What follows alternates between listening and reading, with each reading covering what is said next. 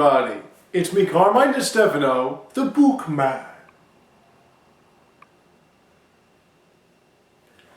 And now that I've seen Captain America Civil War, I guess you're wondering what I thought about Captain America Civil War. Now, I don't want to give away any spoilers because I know that tends to make everybody spontaneously combust. So I'm just going to give you a brief idea of what I thought about it and whether or not I think you would want to go see it. Now, before I begin, I just want to get into the things that I, as a purist, didn't really, I don't want to say didn't like, I would like to say didn't really understand. Just a couple of things. And one was the reveal of Tony's parents, and another was, I just don't, it's very hard for me to really grasp the idea that Marissa Tomei is Aunt May. I'm still just trying to grasp this idea. I can't, throughout the entire interaction between Spider-Man and Iron Man keeps mentioning how hot she is.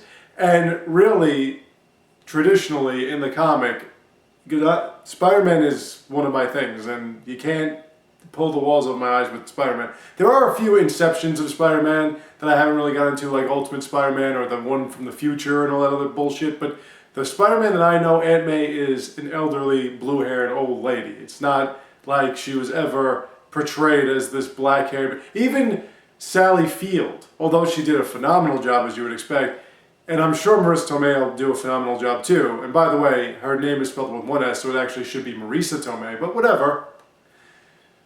I know she'll do a great job, and she did a decent job in this 5 minutes or so that she was in this movie. And I know what people would say, well, it's modern day Queens, and in modern day Queens, you might have some young women or women that look young being aunts, and I get all that.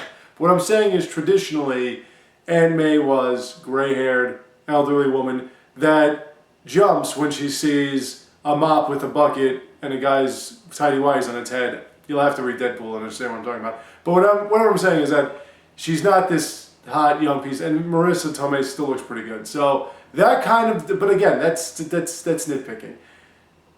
Aside from that, I could also nitpick and say that I really wasn't sure exactly how Spider-Man was recruited, and you'll have to see the movie to understand what I'm saying. What I mean is that I don't know how he was figured out. You know what I mean? Like, it's hard for me to say if you didn't see the movie. You have to see the movie to understand what I'm saying. But just remember when I said that. I really don't understand how he figured it out, and I really don't understand how Captain America figured something else out, or where he learned something else that continued this fight between the two sides. Now, just a little bit of a backstory here on this particular... The comic version of it had pretty much every superhero against pretty much every superhero because of the idea of superheroes registering their powers in themselves and everything like that. And Captain America's side really didn't want to do that. They thought it was sort of like a breach of their privacy and everything, whereas Iron Man's side was going with saying that they go with the governmental motions and stuff like that so that they can, heroes would do that. So there's still that sort of thing in this. Bucky comes into play to personalize it with Captain America. But Bucky is not the main reason why these two sides are fighting. And really it's just the Avengers and whoever would become the Avengers. Now, upon saying that, Black Panther, Spider-Man, Ant-Man, everybody gets their licks in. Everybody looks... what they're doing with the Falcon looked amazing in this.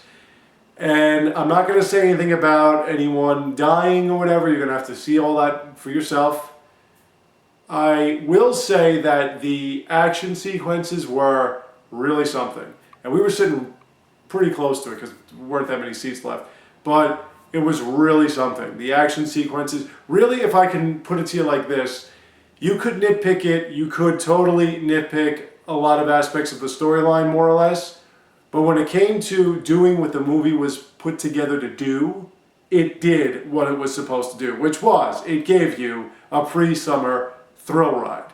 And it gave you a Marvel pre-summer thrill ride. And I was very impressed with how much they were able to put in this without it looking like they were trying to cram too much shit in there.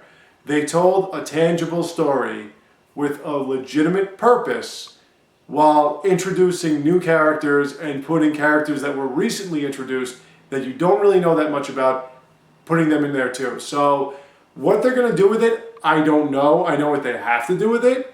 They're going to have a 2-part Infinity Wars, I guess you can call it, series. I don't know if you want to call it that. And they're all going to have to come together.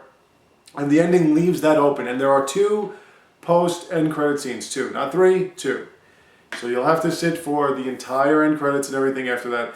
But they're sort of setting it up that it's possible that these 2 sides can come together, but they're going to have to if they want to fight Thanos. So we'll see how it goes from here. But if there's another complaint that I didn't want to forget, and it's not really a complaint as much as it's just an observation, and somebody might leave it up to complaining against, this movie wasn't so much Captain America 3, it was Captain America 3 and Iron Man 4, it seemed, because there's a lot of Iron Man in there. Now, of course, Robert Downey Jr. is amazing. They all did their parts well. He did an amazing job, as usual.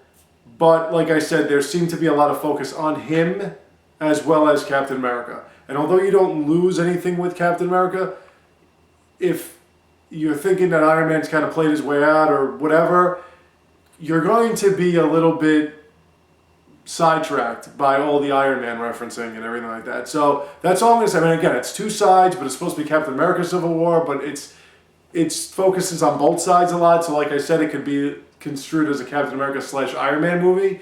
But whatever the case, like I said, if you're looking for a real big thrill ride, I'm going to stop saying like I said, if you're looking for a real great thrill ride, a great comic book action movie, they really should go see this one. If you are not really into the comic book things and whatever, then I think you should still see it because there's really nothing else out right now. And it's a good way to get ready for the summer, which is going to have nothing. But whatever the case, it's a good way to get ready for X-Men, I guess. So there you go, So I would definitely see it if I have nothing better to do. If I do like these movies, I would really see it, which is what I did, because you're going to have a lot of fun. And that ultimately is what it's all about. It's a very fun movie. So thank you all for watching. I have more for you soon to come. So stay tuned, take care, and have a great day.